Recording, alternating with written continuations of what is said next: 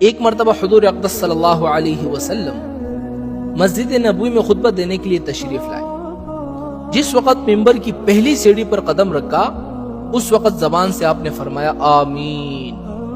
پھر جب دوسری سیڑھی پر قدم رکھا اس وقت آپ نے فرمایا آمین۔ پھر جس وقت تیسری سیڑھی پر قدم رکھا پھر آپ نے فرمایا کہ آمین۔ اس کے بعد آپ نے خطبہ دیا۔ پھر آپ خطبہ سے فارغ ہو کر نیچے تشریف لائے تو صحابہ نے سوال کیا کہ یا رسول اللہ صلی اللہ علیہ وسلم، آج آپ نے ممبر پر جاتے ہوئے بغیر کسی دعا کے 3 مرتبہ آمین کہا، اس کی کیا وجہ ہے؟ حضور پاک صلی اللہ علیہ وسلم نے جواب دیا کہ بات دراصل یہ ہے کہ جس وقت میں ممبر پر جانے لگا نا اس وقت جبریل امین میرے سامنے آ گئے۔ انہوں نے 3 دعائیں کی اور میں نے ان دعاؤں پر آمین کہا۔ حقیقت میں وہ دعائیں نہیں تھی بلکہ وہ بددعائیں تھی۔ ذرا آپ 1-2 منٹ کے لیے تصور کریں کہ مسجد نبوی جیسا مقدس مقام اور غالباً جمعے کا دن ہے اور خطبہ جمعے کا وقت ہے جو دعا کی قبولیت کا وقت ہوتا ہے، اس وقت دعائیں ضرور قبول ہوتی ہے اور دعا کرنے والا جبریل امین ہے اور آمین کہنے والا حضور اقدس صلی اللہ علیہ وسلم ہے۔ کسی دعا کی قبولیت کی میں اس سے زیادہ گارنٹی کیا دوں آپ کو؟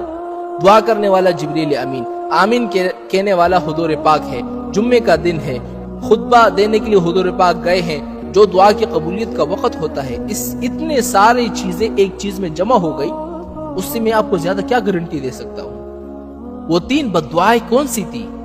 پہلی بددعا حضرت جبریل امین نے فرمایا کہ وہ شخص برباد ہو جائے جو اپنے والدین کو بڑھاپے کی حالت میں پائے اور پھر ان کی خدمت کر کے اپنے گناہوں کی مغفرت نہ کرائے اور جنت حاصل نہ کرے۔ آپ آج دیکھیں نا، اکثر لوگ والدین کی نافرمانی کرتے ہیں۔ ذرا سی شادی ہو جاتی ہے، گھر میں ایک بیوی آ جاتی ہے، بچپن کا جو رشتہ تھا ماں باپ کا، بہن بھائیوں کا، جنہوں نے تمہیں پالا پوسا بڑا کیا، تمہیں اس مقام پر لا کر کھڑا کیا، ایک عورت کی وجہ سے تم نے سب کو ٹکرا دیا، سب کی محنتوں پر تم نے پانی پیر دیا۔ بھئی حقوق بیوی کی بھی ہے لیکن ماں کی بھی تو حقوق ہے نا، ماں کدھر گئی؟ تو پہلی دعا حضرت جبریل امین نے یہ دی کہ وہ شخص برباد ہو جائے، کہ ان کے والدین بوڑھے ہو جائے اور پھر بھی یہ شخص جو ہے جنت حاصل نہ کرے۔ تو اس لیے میرے بھائیو، خدا را والدین کی خدمت کرو، اس میں شرمانے کی کوئی بات نہیں ہے، کوئی شرم کی بات نہیں ہے۔ بندہ ہزاروں گناہ کرتا ہے، ڈانس کرتا ہے، کلب جاتا ہے، بے حیائی کے کام کرتا ہے، ان چیزوں میں اس بندے کو شرم نہیں آتی۔